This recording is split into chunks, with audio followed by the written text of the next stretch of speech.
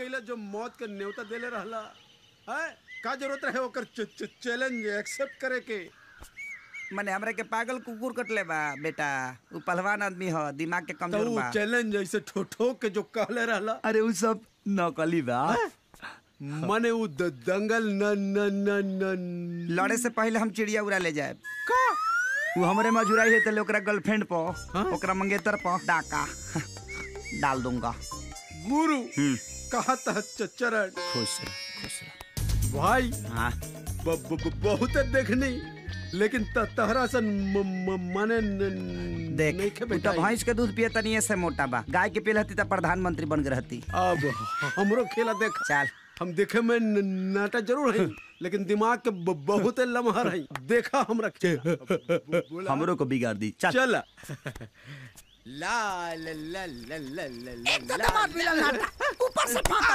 क्या हो ये बच्ची के भगवान हे अल्लाह रहम करो हे अल्लाह रहम कराइए सस्सा सुमा अल्लाह हो रहम करा हम कुछ इंतजाम करते हैं रहम करा हैं या आइए अल्लाह रहम करा देखिए ऊपर वाले ने सुन ली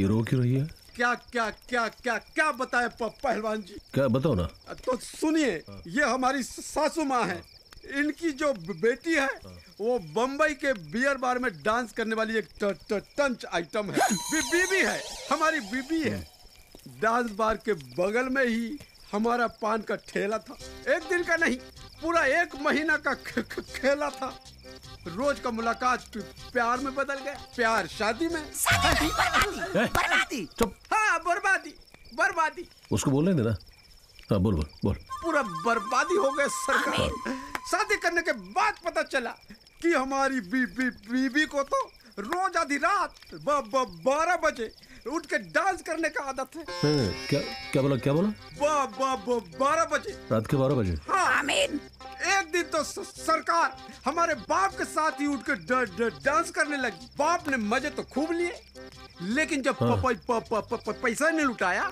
तो हमारी बीबी लगी मारने फिर मजा लेंगे अरे चुप आप चुप बैठो ना जरा आमीन हाँ बोलो बस उसी दिन से हमारी सासू माँ और हमारी बीबी हमको मार रहे हैं बस कोई ये कला का कदरदान मिल जाए ताकि हम अपनी बीवी के कला की प्रस्तुति कर सके और हम इस मारपीट से बच जाए अभी टाइम क्यों है टाइम 12 बजने वाला है 12 बजने वाला है अब आप भी बताइए इतनी रात को हमें कौन सा कदरदान मिलेगा मैं हूँ ना हाँ मिल गए कला के कदर बोलो लेके चलिए बेटी को आपके लेके जल्दी चलिए आइए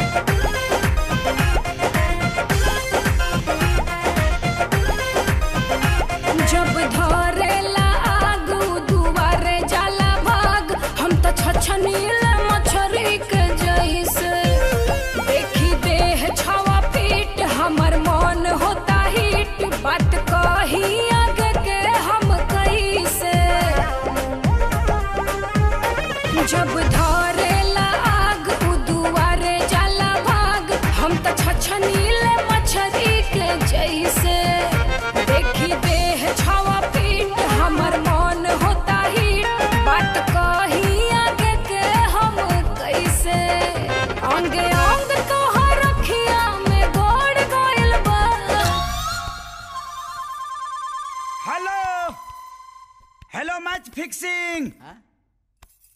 यस दैया रे दैया मराद बिना बॉडी जकाड़ गलबा। दैया रे दैया मराद बिना बॉडी जकाड़ गलबा।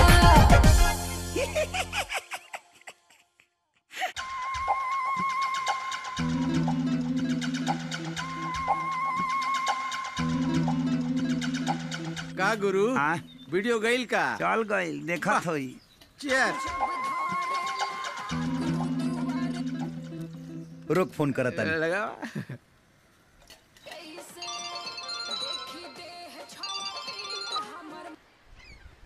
का हो करे जा देख ले अपना भैसा लौट के कर तू का विचार बा। ये सब तोहर कइल धइल है ना? माने हम इतना फालतू बानी लागत वीडियो देख के तहर दिमाग के माइनस गड़बड़ हो गइल बा। खा हमार कसम कि ये सब तू ना कइल ह। Hello hello hello hello hello hello. Balram भाई काम धाम छोड़ा यहाँ वा हाई देखा। का भइलो? हाई देखा सुल्तानपुर के पहलवान।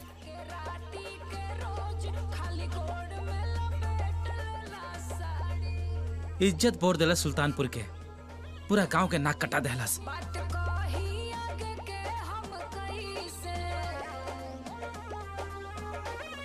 का हो असलम भाई देखबा ये वीडियो सच बा? अरे तब का मर्दे का बात करत हवा। ये हरकत रही तो आपकी जरूर उपटका जाई है। का देखत हुआ हो?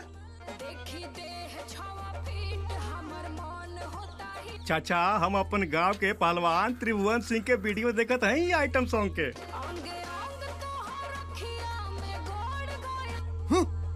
ये का पहलवानी करी? ये तो एकदम लंगोट के ढीला बा हैं।